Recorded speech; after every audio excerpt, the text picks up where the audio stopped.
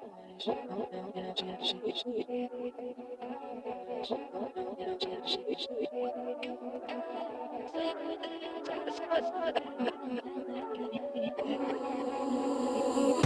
was in church 6 out of 7 days. Nigga quit me at work 6 out of 7 days. Legendary Podcast. Legendary Podcast. Legendary Podcast. Legendary Podcast. You ain't ready. You ready? You ain't ready. Ready for say ready. You ain't ready. Ready for say ready. Legendary Podcast. What's up, young world? What is up, young world? Today we got my man, Zanel. This guy, first of all, he's born in Atlanta, which he let me know I didn't know at first. Host of This Is 50.com. Comedy tours, Nick Cannon's Wildin Out. They call him the king of pop comedy. That's what they call him. None other than the incomparable Jack Thriller. Make some motherfucking noise, motherfucking noise. Make some motherfucking noise, man. Yes, you. Yes, you. Hey. Yes, you. Hey, man, I'm very happy to be here. Thank you for having me on your show. Of course. Now, you know what, Jack? Watch this. I was gonna put on one of my, because you're not the only one with those jackets. Oh, here you go. You're not no. People, listen. Honestly, people know me for my jackets. I get comments, yo, say I saw you on this. Where'd you get that jacket? I was like, you know what? I'm not, because I know we gonna have it on, and I don't want to overkill the show. And here you come with the bowl of fruit and the eye patch and the black on black, the Black Album. That's Come on, man. You know, and you know what's funny? I was just before I was eating this, I had made a steak, a T-bone steak and everything, steak and eggs and whatnot. This is Jack's Waffle House, and then I was like, I gotta follow it up with something that's a healthy choice. I think did we have steak when we went to Longhorn or some shit like that? I think we did. I think we did. Yeah. We had a steak, and we taught that damn whatever whiskey. We taught that shit a lesson.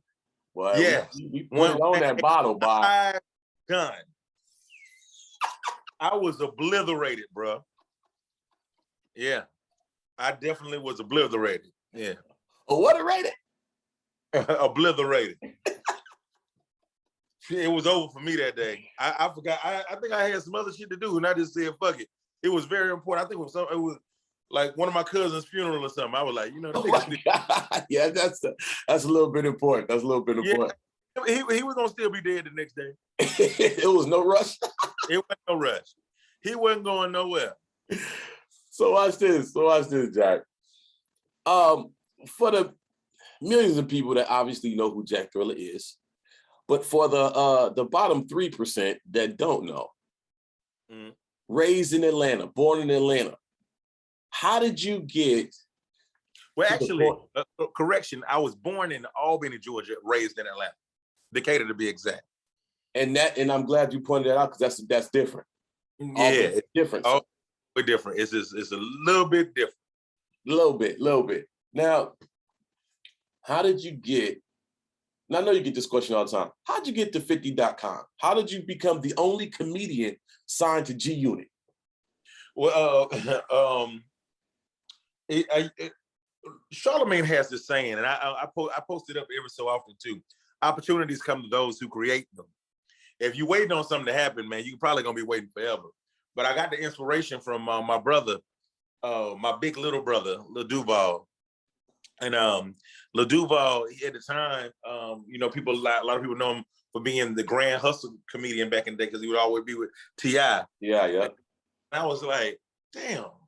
I like the way he's marketing himself, because it seemed like comedy is much easier to do when you have a brand and whatnot. So I took everything that I learned from him, and you know, like I knew I wasn't the funniest comedian, and so toe to toe with other comedians and trying to compete for that spot, that was stupid. So I'm always one thing that he always told me to do was play to my strengths.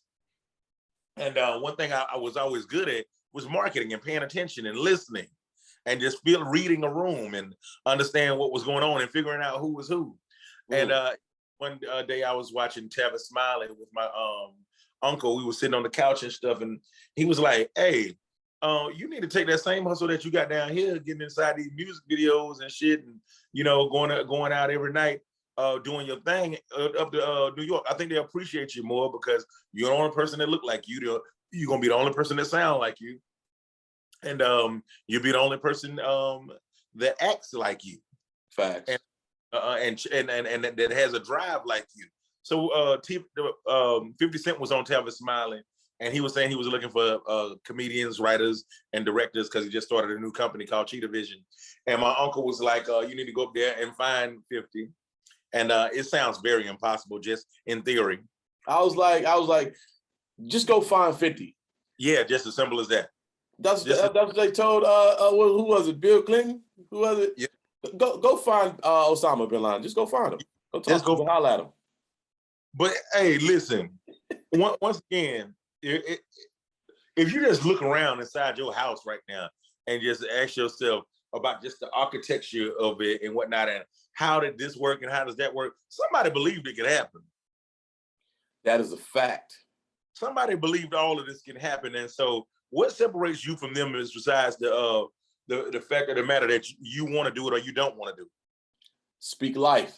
Yeah, so if I didn't have anything else going on down in Atlanta that was tangible, I had pretty much capped on what I had learned so far at age 27. And I told my uncle to call his brother, which is lived in Harlem, and asked him could I come over there and stay with him for a couple of months and try to find my footing and see what I was made of. And my uncle was like, "Hey, I give him 6 months. If he can't make nothing shake, go back home." Right. I was like, fair enough. So I had got here. I got to New York, Harlem, August 6, 2009. Yeah, it's actually my second time being in New York because I had went 3 months earlier to shoot a music video. I was a director, assistant director on Fat Joe's Joy Where You Get That Gun and the Locks, Chasing That Paper. You know what's funny about that too is that both of them guys had a great year this year.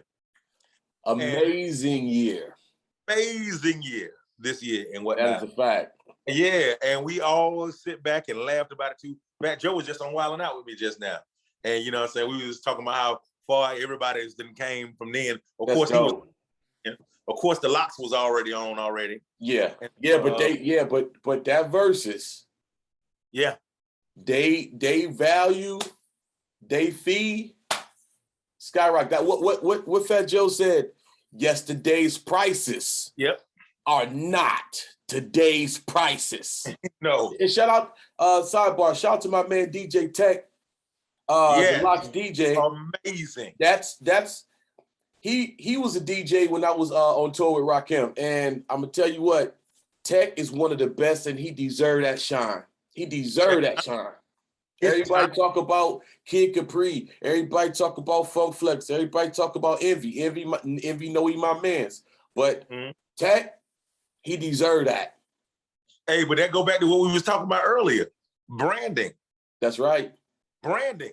It's all about the brand. Those guys that you just named, they were more focused on working on the brand and getting their name out there than being the best DJ in the land. Hurrah! Come on, Melly. You see what I'm saying? Yeah, so it's all about what do you want. It ain't no blueprint to it. That's no more. It ain't no blueprint. You know, Jay-Z had projects called a blueprint in the past, but it's really not. It's about how bad you want it, and you know what I'm saying. You being able to see the impossible. That is a fact. You know what I'm saying? It's really just got to be inside your mind, and by any means necessary, you got to make that shit happen. You know what I'm saying? Because if you don't, it ain't nobody's fault in this world that you don't ever turn out to be shit. That's right. And you know, I preach this all the time. I'm like, just like you said, you have to, if you're sitting waiting for somebody to come save you, you're going to waste your existence. You're going to waste your purpose, and you're going to waste your time. And the worst part about wasting those things is those are the only things you can't get back. That's the worst part of those things. I preach it all the time. Now watch this. Speaking about branding, that's going to be a great pivot because, man, your branding hustle and grind is 50-esque because 50 is a marketing and branding savant. 100%. And it seems like you are his protege in the way of so smart, so on time with it too. And the big question that my friends that knew that you was going to be on here asked me was, how did he come about Wildin Out? Now, my first hearing what you saying is branding. Opportunity plus preparation equals success. It sounds like you was prepared, but you might have a more detailed story about how you got with my man Nick. Shout out to Nick Cannon. Shout out to Blue Williams. These are my people. Tell me about how you got on Wildin Out. Well, after I had started working for 50 and I had established my brand as Jack Thriller and whatnot, it wasn't nobody I hadn't interviewed before. And mind you, I had auditioned for Wildin Out back in 2006, 5 or 6, when it before it went off the air. Wow. It was the 4th season. And it was Nick told me I was gonna be able to be on the 5th season, but there was no 5th season. So fast forward like 5 years later, it's 2012. I heard Nick was gonna be up at Gotham Comedy Club, and it was stirs about him bringing back Wildin Out. And I went up to Gotham Comedy Club to ambush him and pretend. And so I'm at his comedy show, sitting in the crowd and whatnot, and then I'm just patiently waiting for him to get off stage. He gets off stage. I'm rushing behind him, and it's this young kid stops me, and he says that he opened up for Nick. He said, "Hey, how you doing, man? Yo, I'm a big fan. My name is Chico Bean, and I would love to, if I can get a picture with you." I said, "All right, man, in a minute. Let me go holler at Nick real quick. I gotta holler." He said, "Man, it is." I said, "Hey, motherfuckers, yeah, I'll be right back. I got to holler at Nick. Stay right there, motherfucker." And so I dart down to Nick's dressing room, and his bodyguard stopped me. Say, "Hey, man, what the fuck you doing trying to get inside Nick's dressing room?" I said, "My name is Jack Thriller, and I'm here to interview Nick Cannon." Nick bust out the door. He's like, "Yo, Jack Thriller, what's up, man?" And I'm thinking to myself, this nigga know me? He remember me? Because when I met him in the past, my name was Honey Bun. But I'm pretty sure he don't remember that shit. And then so I was like, hold on, time out. This nigga know me for working with 50 right now because I'm hot as fish grease. That's what this is. That's what this is. Okay, yeah, because I never believed the hype. I never believed my own press and shit like that. Once again, I was still everywhere by myself, even though I was affiliated with a big ass mega brand. Right. And so I went upstairs and I went upstairs with Nick and whatnot, and we was gonna do an interview. And when first question I asked, I did it on my phone too, because I like I said before, I was just bullshit. I was just bullshit. I ain't thinking that we was gonna go this far. But anyway, I took my little phone camera recorder thing out, and then I started asking him questions. I asked him one question actually. And it was, "Hey, man, I heard you bringing Wildin Out back." He said, "Yes, I am. And you ain't even got an audition." And I was like, shit. Interview over, goddamn. You lying. Nah, dog. See, I posted something late last night, man, and I was telling people, this is a word of inspiration, like, yo, your time is coming. Patience is the package, and patience is home. Wait, that's a goddamn lie. Your time is not coming. You gotta make your time come. No, but no, hold on. Let me finish. No, hold on, Jack. Listen, hold on. Watch this. What I added to that was okay, and you can watch it. It's already posted. I can't change it. It's already on my. What I said was, your time is coming. I'm not going to tell you to be patient. You're already doing that. I'm not going to tell you to be persistent and be honest and go get it, because those are things that are needed too. But patience is home. And the only way that you're not going to be able to receive your package that's coming to you is if you're not home. And patience is home. That's the good word. So I'm not saying sit down on your hands and motherfucking wait for it to come, because that's not going to happen. But however, patience don't mean rushing. You see what I'm saying? Because sometimes, Jack, this, that sometimes you got to be persistent as hell.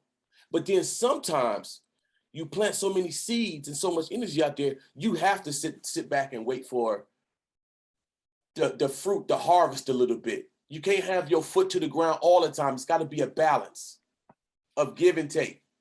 Yeah, I'm with you on that. But when I plant a seed, I go plant another seed, and then I go plant a seed. And my whole thing is. That's what I'm saying.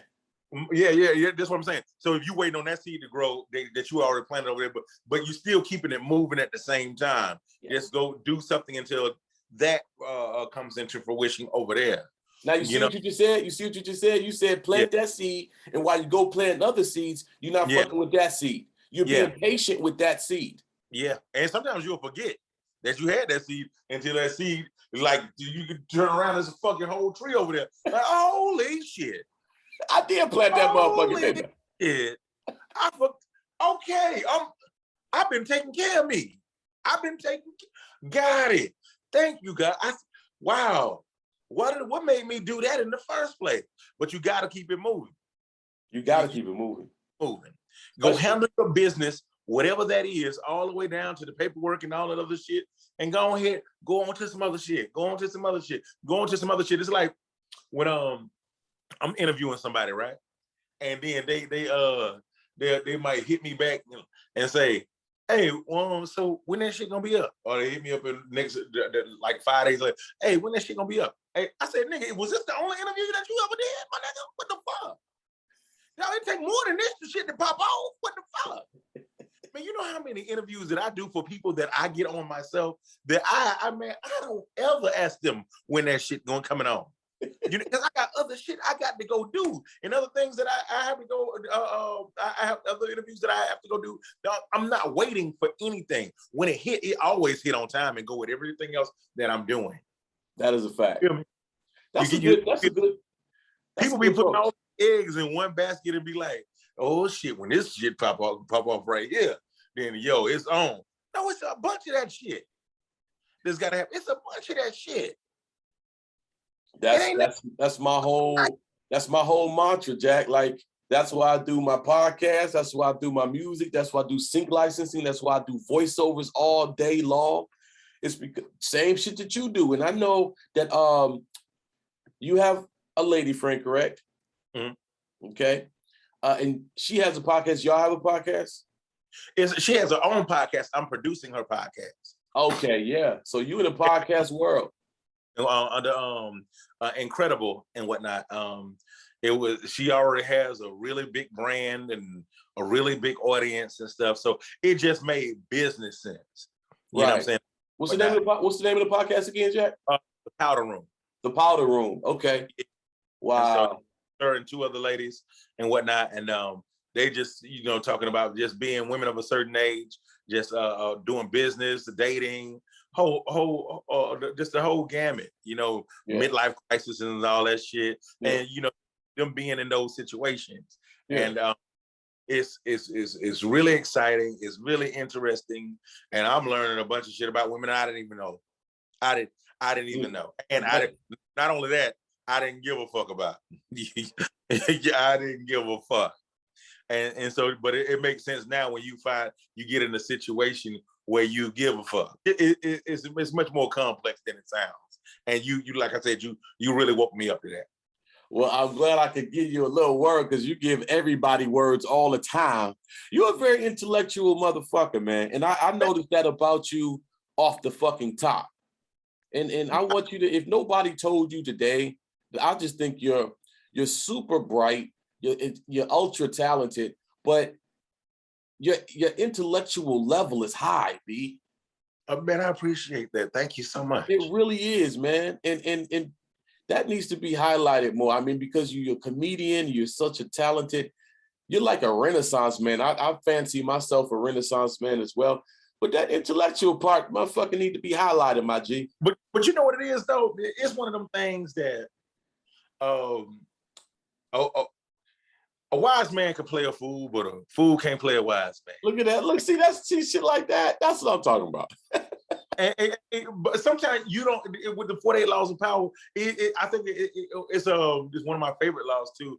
It said you shouldn't go out of your way to show motherfuckers how smart you is, so you can actually see what's really going on. And when they do think that you're smarter than them, sometimes it's harder for them to open up and tell you the things that you need to know, because mind you, it's nobody's business what you think about them, but it is your business what they think about you. About you, yeah. You know, so that's the word. I've shot my load off and fucked up shit from saying just right out, letting the motherfucker know exactly what I felt, and the timing was off. The timing was all the way off because, well, like you were saying earlier, that patience wasn't there. And that patience wasn't there. And you have to let people get comfortable and whatnot until you break the code and that makes somebody move at the drop of a dime. That right there is like almost like that's the line right there that every entrepreneur, no matter what industry, needs to learn and apply and exercise. If you get people, that's called building a relationship, by the way. Mm-hmm. Because that what you said is gonna go both ways. They got to mm-hmm. make you feel comfortable to pick up their phone call too. Mm-hmm. It go both ways. That's a word right there, man. Now hold on. I know we got off of a little bit. Can we say the name of your relationship? Is that public? It's kind of, sort of. It's a little bit. Okay, well, if you want to let the world know more than you already have, then that's your prerogative. I know because you told me. Because I'm gonna say this. I've had. It's some people happy for you, but it'd be a lot of people that ain't happy for you. You know what? And they do things that go inside your girl DM and say the wildest shit. And that's why nobody ever knew who I'm dealing with. Yeah, because you even though you want to. Yeah. Screaming from the rooftop. Yeah. Man, it's some shit like that.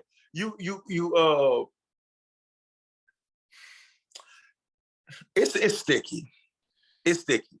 But it's definitely it's something that'll be, that we both gonna like really put out there later on. We got some things that we want to do together that I think that'll be more appropriate. But it's the patience, man. The patient part though, that's where we gotta go in, and that's something that I'm learning to right now, and it feels good. That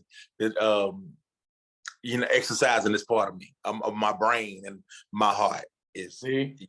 Look at you glowing and smiling and shit, man. You talking about her ass, man. I hope she watched this too, so I'm gonna tag her, man. But what's funny? Man, she the only person that gets on my, like, can push my buttons. My buttons. Like, she is like, she's from up north. She's from up the Bronx. And I'm from down here.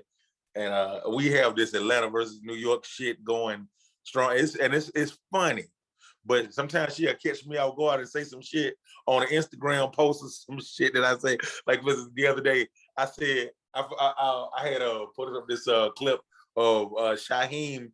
Shaheem, remember Shaheem from Wu-Tang? Yeah, the kid. Yeah. Wu-Tang. And grown now, of course, and shit, he might be older than me. But he was on Drink Champs, and they was just talking about how I had, pretty much worked out their differences and shit, on some Farrakhan type shit, because they weren't really eye to eye. and I left on the caption, I'm from Atlanta, but I'm a New York legend. And so she puts under the post, New York legend, ? And some laughing emojis. And it pissed me off so bad. I think I was on a treadmill at the time too when I read that shit, and I almost fell off the motherfucker. Like, look, motherfucker, what you mean? You how dare you? So I get back on there and I say, yeah, you can ask your favorite rapper about me. They'll tell you, ask about me. And she was like, Google me. Love you, boo. Sorry about that. But yeah, she caught me slipping. It raised my blood pressure real quick.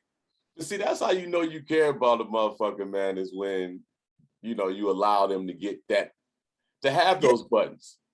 Yeah. You know what I'm saying? Yeah. I wanna pivot a little bit because, you know, you and I, we met about a certain project that you had in mind. Mm-hmm. That you wanted me to help you with. Mm-hmm.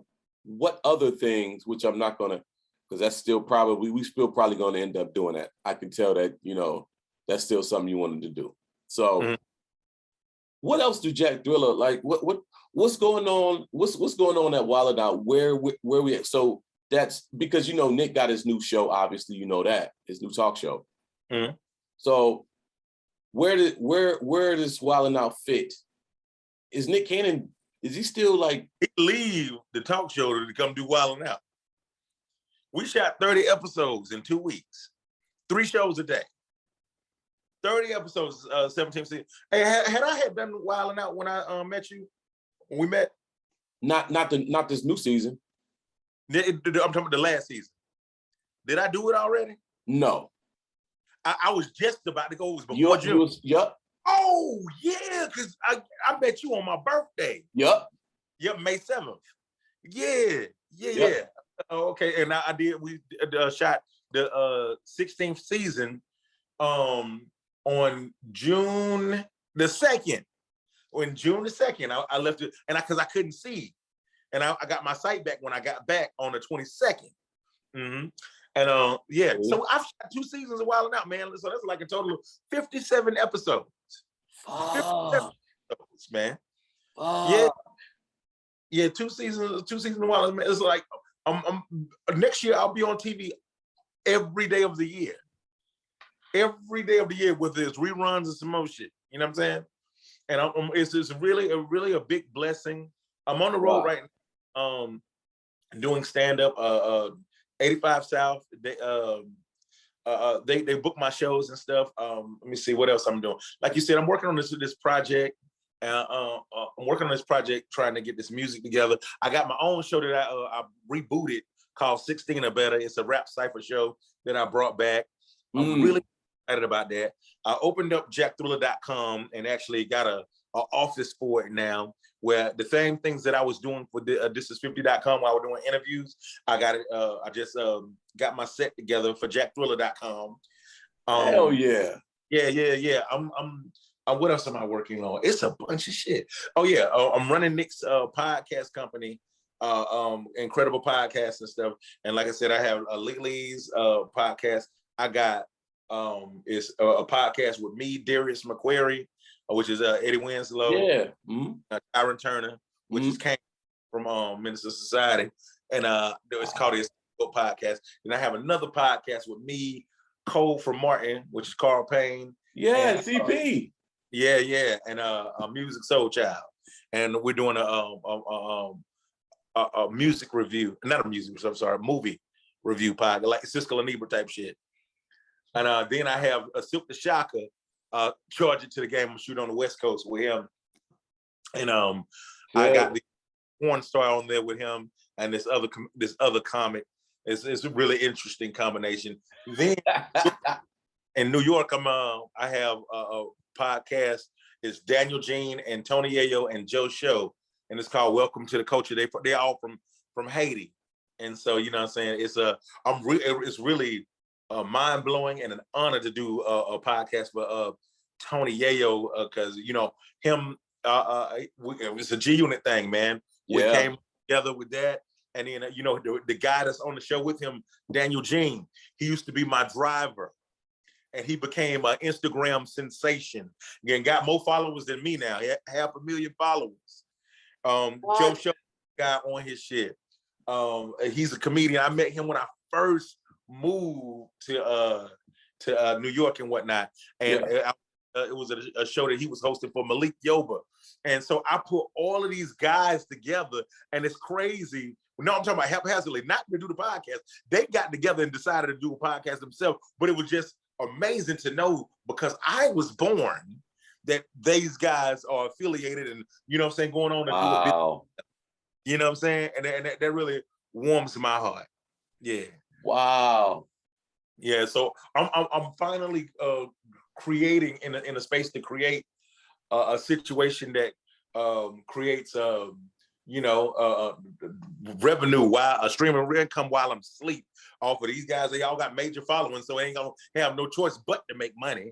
I don't have to build it. They have their own platforms and some more shit. See? And then with Nick the Powerhouse, him knighting me and making me the CEO of this company. He's Andre Harrell. I'm Puff Daddy. Boom. You can't be mad at it. Yeah. Can't be mad at it. I'm happy. I'm in a really great place, mentally, physically, emotionally, romantically, and spiritually. Love it because you had a praying grandmother. You better tell a friend to tell a friend. Because you had a praying grandmother. Yes. The merch coming soon. I need a hoodie. I need the hoodie. Most definitely, I got you. I need the hoodie, man. Listen, man, we gotta go back out to lunch, man. Yeah, it's on you this time. That's fine. Hell yeah, it's on me. And we're going to Spondivids too. Oh shit! Here we, Spondivids, they don't give you no you got to pay for your straw.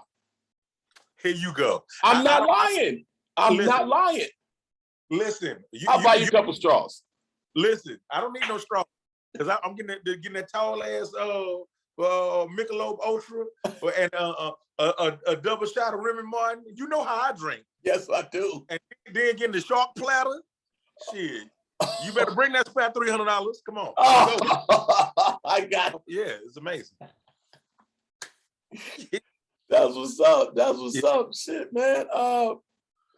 Damn, I thought you answered all my questions before I can even ask them. Man, listen, let me tell you something, bro. No, hold on, because I know you're a professional. I know you're professional. Yeah, I was just about to get on my own dick real quick, but since you said it, cool. No, pause, super pause. I was just about to ride my own dick, man, and then tell you how great I am. I'm the king of rock. There is no higher. Pause. Pause. Hey, but I got a bunch of different layers, man. There's a bunch of shit you could ask me. Yeah, a bunch of shit. I want to know. You got all the basic shit. I know. Shit. I want to know. I want to know about this singing, because rumor has it you can sing. The singing thing. Yeah, I have fantasy. Oh Lord, fantasy to be Bobby Brown. That's my fantasy. Like coming up at Bobby Brown, Al B. Sure, man, forget about it. Al B. Sure's my cousin. You said again? Al B. Sure's my cousin. Get the fuck out of here. Yeah. That's a great guy. I had just got it's funny, me and him was talking before a while, and I had got a jacket made inspired by him. I be having them beaded jackets, the Michael Jackson. Yeah. I got a blue jean denim one inspired by him. Yeah. Wow. He was crazy when he seen that shit. Lily holding it hostage at her house. I gotta go get that shit. Hey, women, any jacket that you ever seen me had that you don't see me wear no more, some chick stole it. And you have hella, and you be getting them shits custom made though. Yes, custom, and that's why they be stealing them. Them shits be fire. They want to prove they went to Disney World before and got a picture with Mickey Mouse. Yeah. That sounds like a trap. That's clickbait. That's a trap right there. Man, what? So listen, listen? Because I'm still stuck. Because I love how happy you are with Lily. Now, what about children? Do you have any? Do you have any children? No, I got on the condom right now. No, I don't. I'm not even interested, man, in having children no more. When I was younger, and mind you, I'm 39, so you take that however you want to take it. Yeah. I wanted 15 kids. I wanted 15 kids I wanted to do what Nick Cannon was doing, but that shit is expensive than a motherfucker, man. Nick Cannon shooting the club. But he can afford it. Yeah, he can. He can afford it. Wouldn't you do it? Wouldn't you do it if you had $100 million? No. You a goddamn lie. I'm the goddamn truth. I got 2 children and they grown. I am good. But hold on. Listen to what you just, No. Look what you just said. Yeah. You just was talking. What was the biggest obstacle in raising them kids, bro? Yeah. So what was the biggest obstacle? It wasn't money. It wasn't money? No. It was the biggest, honestly, that's a great question. The biggest obstacle raising my kids was how young I was. And their mothers were. The age, the lack of maturity. That was the biggest obstacle. But if you had money, you could have pacified the maturity. Because you could have I would have been dumb and immature with a bunch of money. And that seems to be the problem with these youngsters in Atlanta, but that's neither here nor there. You're being very vague right now. No, I'm not. For instance, the immaturity. By the immaturity. For instance. I was 18 and a half. Okay. That's too young to have children.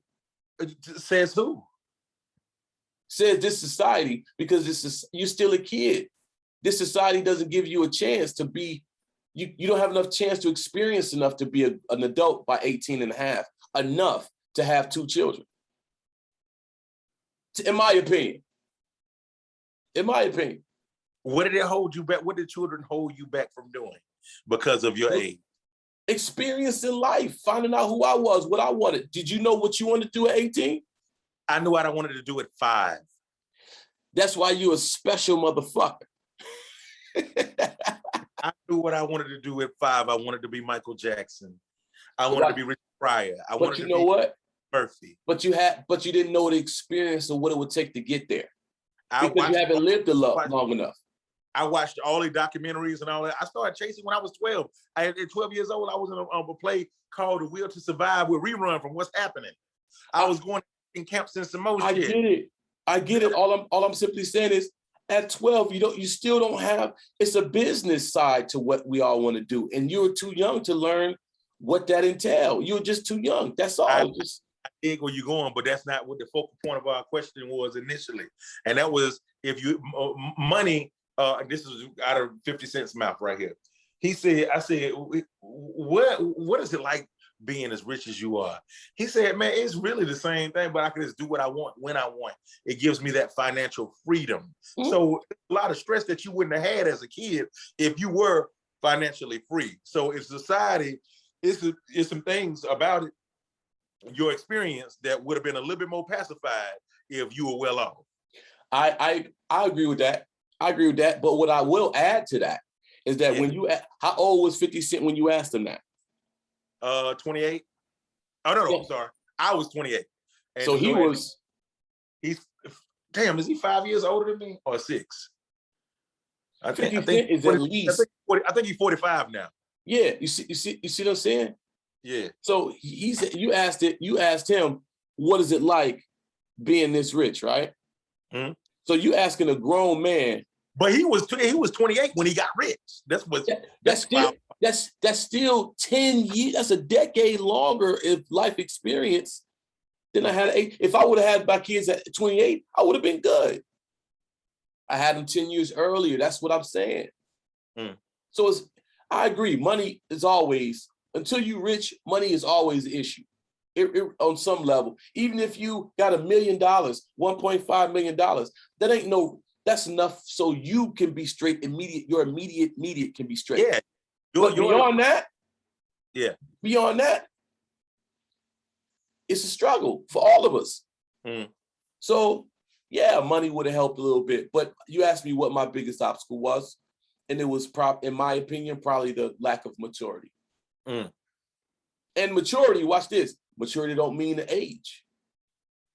To me, maturity means experience, because you and I both know some older motherfuckers that are these Peter Pan motherfuckers that can't seem to be mature or get to that point. And we know some youngsters that are old souls, ahead of their time, super experienced, super intelligent, super mature for their age. So I think it has to do with maturity. It doesn't necessarily have to do with age. I just so happen to be an immature 18-year-old at the time. That's all. That's it. But you're not having no kids. Yeah, I'm not having any. Now, does Lily know this? Yeah, Lily kids is grown as fuck. Shit, we damn near the same age. God. Yeah. They old. They in their 30s too. Yeah. Yeah. So let me ask you a question, because I got about 5 more minutes with you. About 3 more minutes with you. I asked Case this when I interviewed Case, and I want to know your take on it real quick. What is your take on, and I know we pivoting, I know, but I just want to know your take on interracial relationships. I love it. I don't think you're supposed to start off the end off the way you started. You know, this is a whole world out here. I don't look at color at all. Man, when I was fascinated when I seen Blasian girls, Black and Asian, ooh, buddy, those London girls, and all. I didn't taste the rainbow. And when I see interracial couples, I'm like, good for you, with the babies with the good hair coming soon to a theater near you. Yeah, I fuck with it. You know, I'm all about Black love and all that other shit, but I'm also about live your goddamn life. And, you know, love ain't got no color. You know, it's just who's going to treat you right. You know, that's what it boils down to at the end of the day. And then if anybody got a problem with that, man, fuck them. And it's usually a motherfucker. It's somebody that somebody don't want anyway. You know, man, if you have the opportunity to go dip into some other different things and learn some other different cultures and stuff, but you better live your life, and you can't try life. You can't try life. I'm pretty sure it's even some animals out there. A bear, like, damn, boy, I sure wish I could fuck a fish. You know? That's it. Try it, man. You never know.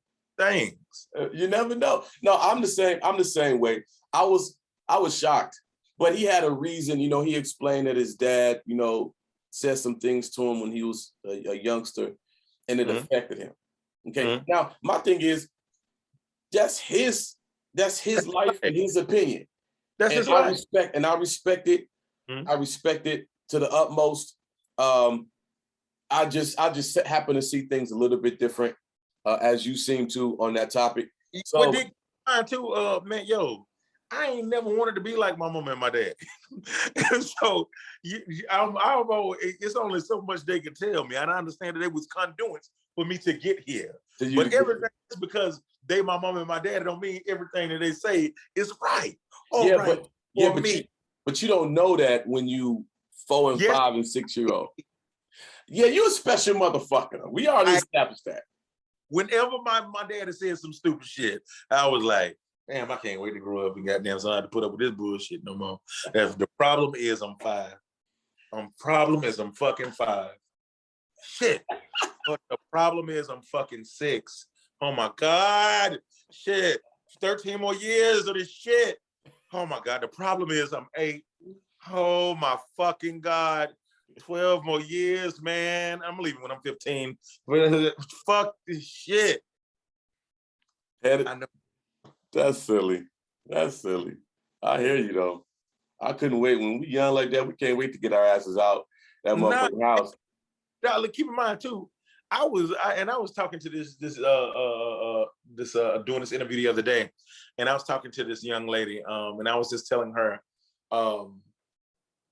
that when I was coming up, I watched a lot of sitcoms, from the Brady Bunch to Eyes and Silver Spoon, What's Happening, and the Cosby Show, and the Fresh Prince of Bel-Air, all kinds of different shit. Yeah, Happy Days, and this situational comedy.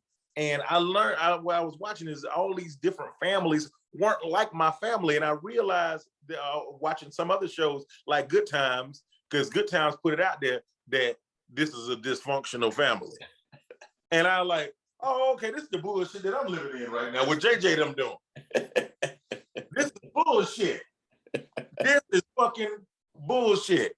So you watch Family Ties and you see these white folks doing their thing and blah, blah, blah, and you're like, okay, I gotta grow up and get my shit together so I can goddamn live like the Keatons. My kids can live like the Keatons. You know what I'm saying? So the Keatons. Yeah, I think that's what their names was. Yeah. The Keatons, damn. Yeah. But you could tell what was going on TV. That is facts. If you was paying attention like that, just because it was inside the TV don't mean that shit wasn't real. That is a fact. Yeah, it's called situational comedy. And that's a real thing. I'll tell you what, me and you can do this for another hour and a half. As always, is there anything, I want you to lead the people with something. Because you'll post something and it'll have a message on it, and it'll be a quick little positive word.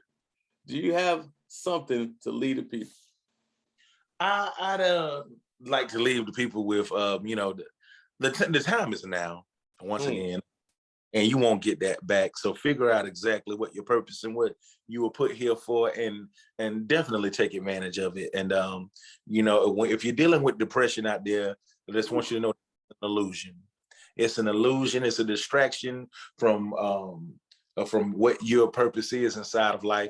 And it's somebody that's locked up in prison right now. They wish they had your problem. There was somebody on their deathbed right now, just got diagnosed with HIV or some other terminal disease, some COVID. They wish they had your problems and they could do it over again tomorrow. So, just appreciate yourself, appreciate your life and the people that are around you, and stop looking left, stop looking right. Damn sure don't look back, and let's focus on the future and what God got for you. Ooh, this has been Savon's Legendary Podcast. That's a great, great word y'all need to apply. I know I do. Savon's Legendary Podcast with the consummate, the incomparable Jack Thriller. And as always, peace, young world. Legendary Podcast. Legendary Podcast. Legendary Podcast. Legendary Podcast. You ain't ready. You ready? You ain't ready. Ready for Savon. You ain't ready. Ready for Savon. Legendary Podcast. Get your grown ass in my zone. Ain't no I in team. Keep your mind on me. This life ain't cheap. Wait, hold up. You safe, I got a safe, baby, lock it and key. You wanna rock on your hand, baby, rock with me, This what we doing, huh? Good morning, I'm your future, huh?